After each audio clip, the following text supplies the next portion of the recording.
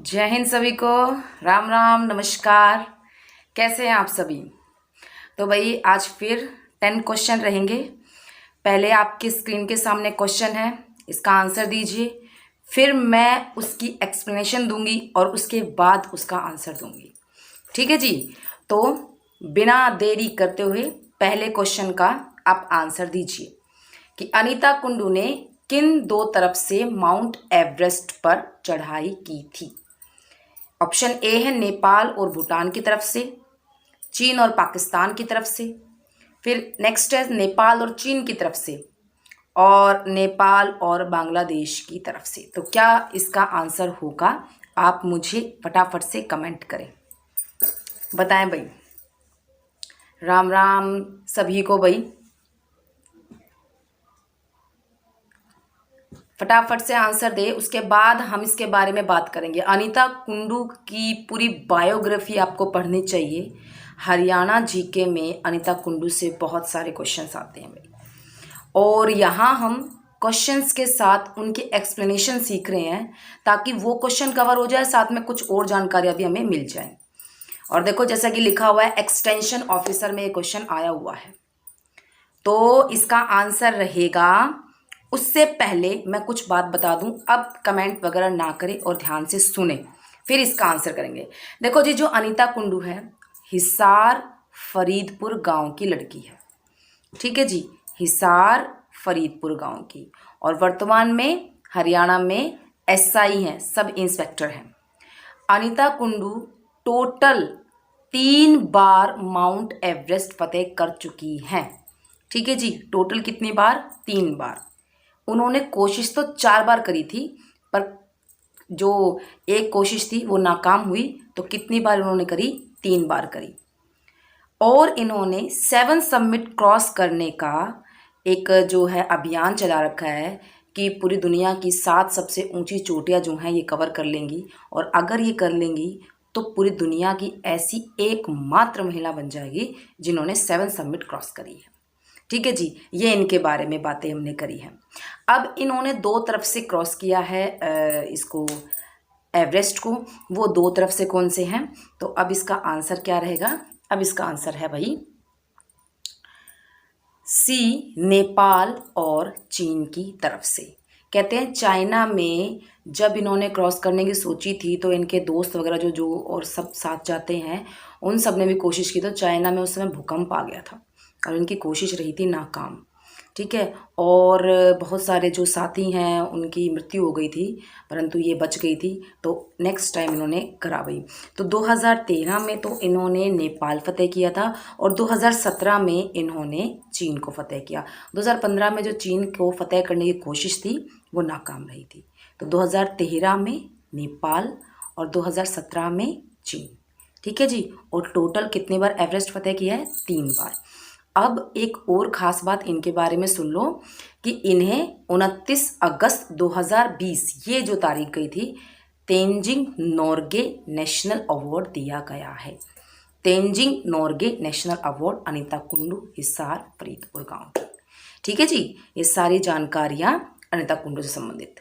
अब अगले प्रश्न पर चलते हैं। जैसे स्क्रीन पर प्रश्न आए फटाफट से आप उसका आंसर दीजिए, फिर हम उसके बारे में डिस्कस करेंगे और तब उसका आंसर देंगे। ठीक है जी, नेक्स्ट क्वेश्चन आपका आता है अब कि कौन सा क्षेत्र ऑटोमोबाइल के उत्पादन के लिए प्रसिद्ध है, यानी कार, मशीन वगैरह, बाइक्स वगैरह बनाने के लिए कौन सा एरिया जो है अपने हरियाणा का प्रसिद्ध है? आंसर दीजिए आप। ए गुड़गांव धारूहेड़ा, बी गुड़गांव मानेसर और बावल, सी गुड़गांव रेवाड़ी अलवर, और डी गुड़गांव झज्जर और दादरी। दादरी यानी चरखी दादरी। एक्सटेंशन ऑफिसर में ये भी क्वेश्चन आया हुआ है, तो फटाफट से भाई इसका आंसर दीजिए आप। अब देखो जो हमने पिछली वीडियो करी है, 4 वीडियो करी है, 40 क्वेश्चन जो हैं वो आपके पक्के हो जाते हैं, और साथ में उनकी एक्सप्लेनेशन है, तो 40 के साथ मैं कह सकती हूँ दुगने 80 क्वेश्चन आपके प्रिपेयर हो चुके हैं सिर्फ और सिर्फ 4 वीडियो में।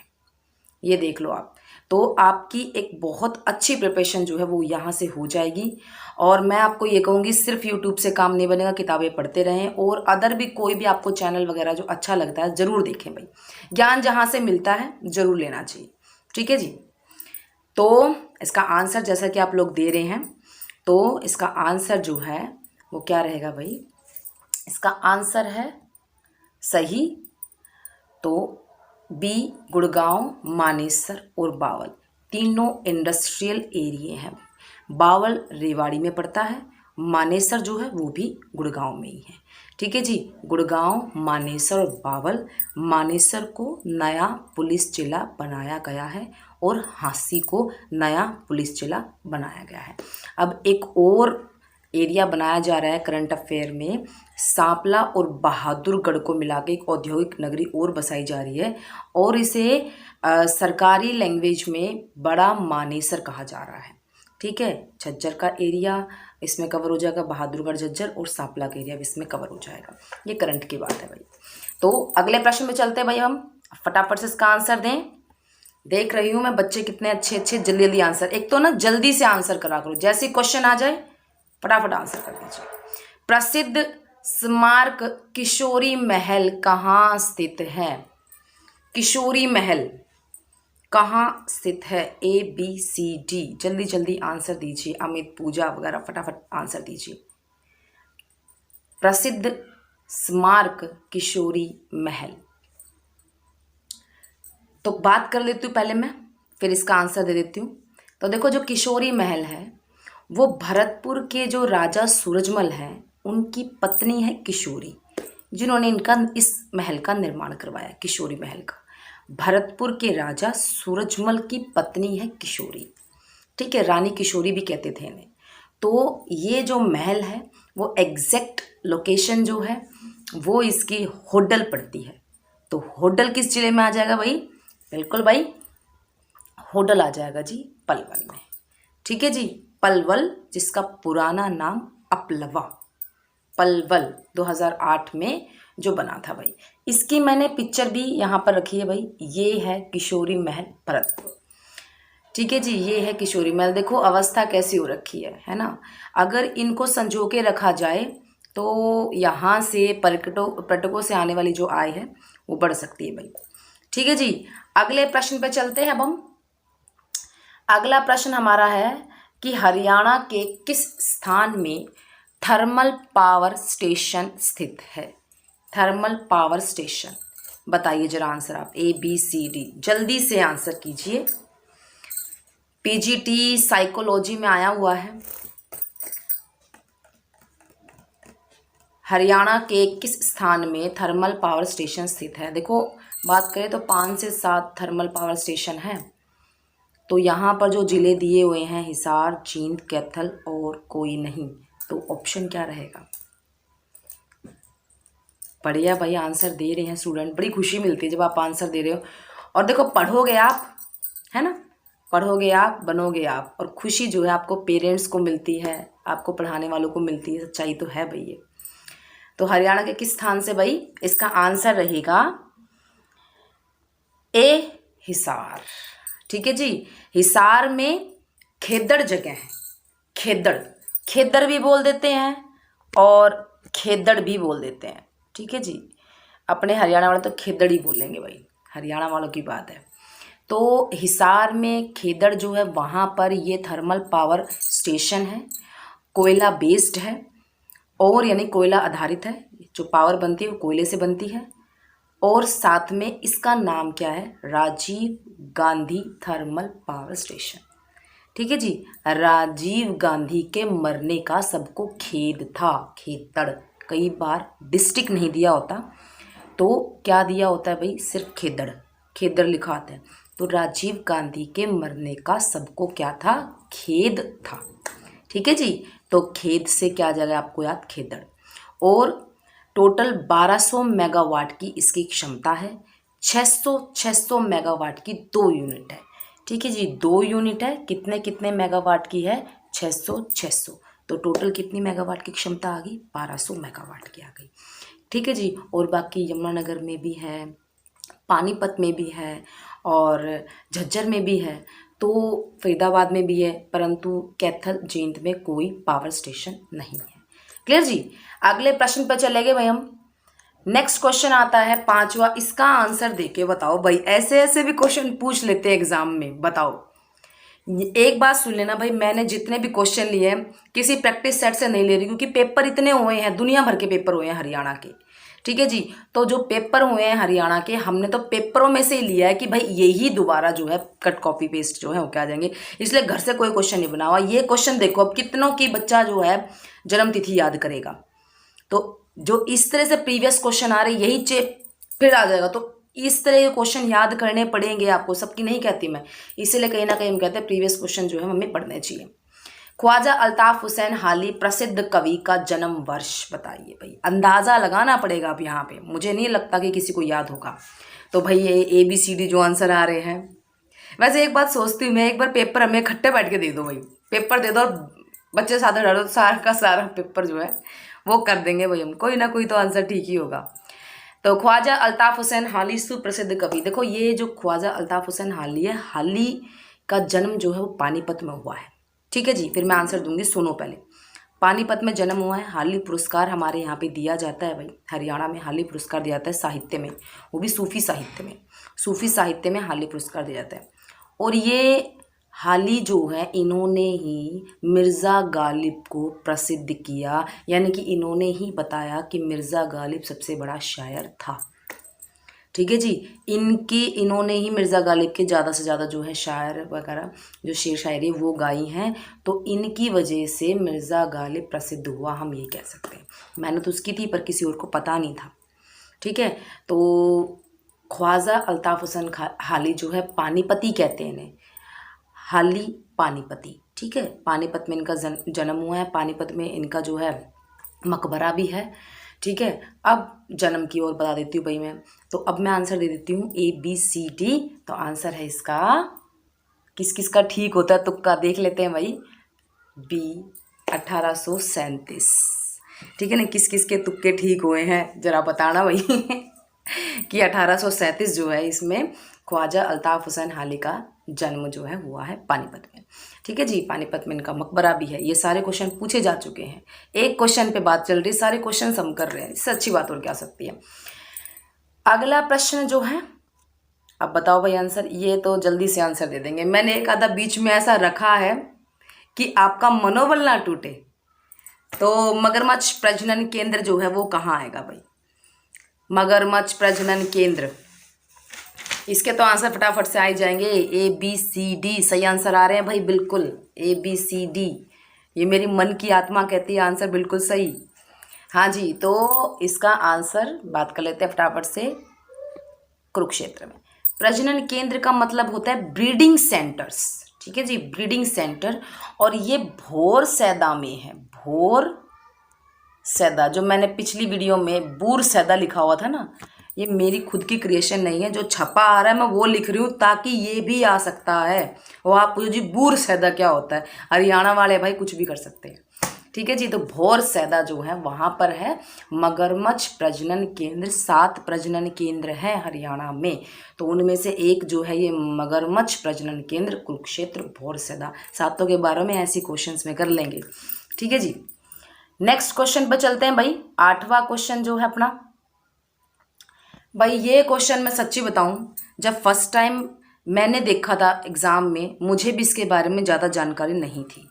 गणगौर का त्यौहार किस माह में मनाया जाता है, क्योंकि गणगौर हरियाणा में बहुत रेयर मनाया जाता है, ठीक है, इसलिए हमें बताना था। अब आप ये देखते हो मैं नॉलेज, आप बताओ भाई ABCD कब मनाया जा रहा है भाई, गणगौर का त्यौहार कब मनाया जा रहा है, पूरी डिटेल आपको इसकी दूंगी भाई मैं। गणगौर का त्यौहार, हाँ जी आंसर दीजिए, अगर नहीं पता है तो आपको आंसर तो देना पड़ेगा, नेगेटिव मार्किंग है नहीं, तुक्का लगाना पड़ेगा। ABCD क्या रहेगा आंसर। अब इसके बारे में मैं आपको जानकारी दे देती हूँ भाई, सुनो। जो गणगौर का त्यौहार है, पहली बात कि वो शिव और पार्वती, ये जो 2 भगवान हैं हमारे, इनके पूजन के लिए मनाया जाता है। होता क्या है गणगौर का त्यौहार, 15-16 दिन चलता है ये त्यौहार। इसमें पहली बात राजस्थान में ये मनाया जाता है, जो मारवाड़ी होते हैं, मारवाड़ी जो होते हैं वो इसको मनाते हैं। तो अपने हरियाणा में जो नीचे की साइड, जैसे कि मैं अगर यहाँ मैप इस तरह से बनाऊँ हरियाणा का छोटा सा, मान लो ये हम कर लेते हैं, तो ये जो लाइन है नीचे वाली, इसको हम कलर थोड़ा सा चेंज कर देते हैं इस तरीके से। ये जो ये लाइन है ना, ये लाइन राजस्थान को टच करती है। राजस्थान से हमारा हरियाणा 12-62 किलोमीटर का बॉर्डर बनाता है। तो जो ये एरिया ना, इस एरिया में मनाया जा सकता है हरियाणा में गणगौर, क्योंकि यहाँ से बाउंड्री लग रही है। अब ये पाकिस्तान की बाउंड्री तो है नहीं कि भाई जा नहीं सकते आ नहीं सकते, ऐसा कुछ नहीं है।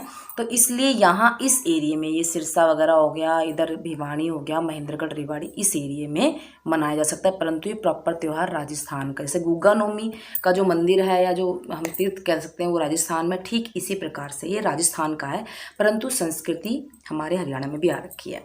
ठीक है जी। तो अब बात कर रहे हैं हम कि गणगौर जो है वो शिव पार्वती के लक्ष्य में आता है। कम से कम 15-16 दिन चलता है ये त्यौहार, और होली के अगले दिन, यानी कि जिस दिन खेलने वाली होली होती है ना, उस दिन से यह त्यौहार शुरू हो जाता है। और चैत्र पक्ष की, जो चैत्र महीना होता है, चैत्र के शुक्ल पक्ष की तृतीया तक मनाया जाता है, 15-16 दिन।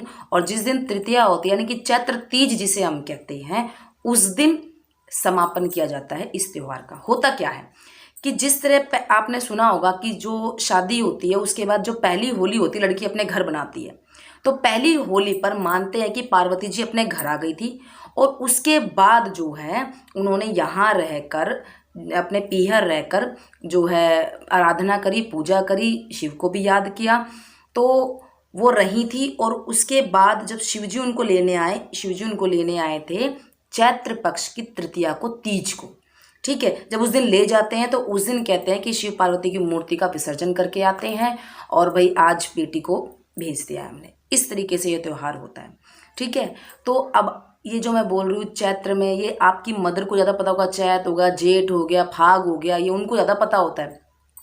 तो ये जो चैत है अब कब पड़ता है, मैंने कहा भाई होली का जो अगला दिन होता है उससे ये शुरू हो जाता है। तो होली कब पड़ती है, अब आप अंदाज़ा लगाओ होली कब पड़ती है। जनवरी, फरवरी, मार्च, अप्रैल, मई, जून, जुलाई, कब पड़ती है वही होली। तो होली क्या पड़ती है, वही आंसर दे देते हैं इसका, होली पड़ती है मार्च अप्रैल में। ठीक है जी, मार्च अप्रैल में। तो मार्च अप्रैल में होली पड़ती है, इसीलिए ये त्यौहार मार्च अप्रैल में मनाया जाता है। ठीक है, 15-16 दिन के लिए मनता है। और कहते हैं इस दिन शिव पार्वती जो हैं वो प्रसन्न होते हैं, आशीर्वाद देते हैं। जो व्रत रखता है उनकी मनोकामनाएं पूर्ण होती है। आपको पता है बहुत सारे ऐसे व्रत है जिनसे मनोकामनाएं जो है वो पूरी होती है। प्रश्न ये भी पूछा गया था गणगौर का त्यौहार किन भगवान के लिए मनाया जाता है, तो विश्व इसके लिए गौरा जी के लिए और शिव जी के लिए। ठीक है भाई, एक चीज़ मैं और बता देती हूँ, गौरा जी के लिए और शिव जी के लिए इसका नाम गौरी तीज भी है। इस त्यौहार को हम गौरी तीज के नाम से भी जानते हैं। गौरी तीज, गणगौर का एक और नाम है गौरी तीज। ये क्वेश्चन पेपर में आया था, इसका ध्यान रखें। बहुत ही कम बच्चों को पता है क्योंकि हरियाणा की संस्कृति नहीं है ये, इसलिए। फिर एक बात याद रखना, गणगौर का मेला, गणगौर, गौर यानी गोरा है, यहाँ पे गण इनके लिए बोला गया है, शिव के लिए बोला गया गणगौर। ठीक है, गणगौर का मेला कहाँ लगता है, हरियाणा में। गणगौर का मेला कहाँ लगता है, हरियाणा में। आंसर सिरसा। ठीक है जी, आंसर क्या रहेगा, सिरसा। और देख लो कितने सारे क्वेश्चन हमारे बन जाते हैं। मेरे ख्याल से बात भी आपको समझ में आ गई होगी भाई। अगले प्रश्न पे चलते हैं अब हम। नेक्स्ट क्वेश्चन अपना आता है भाई, और देखो ये मैंने पिक ली थी, ये गणगौर पूजन की है। शिव पार्वती घर रहती लड़की, और जो कन्याएं होती है ना, कुंवारी कन्याएं जो होती है, उनका भी पूजन इस दिन किया जाता है, 16 दिन तक चलता रहता है इस तरीके से। आगे हम बात करते हैं, अगला प्रश्न है हमारा, सतकुंभा मेला किस जिले में लगता है। आंसर दे दीजिए भाई इसका फटाफट से, 1 सेकंड के लिए रुकते हैं, आंसर दीजिए आप।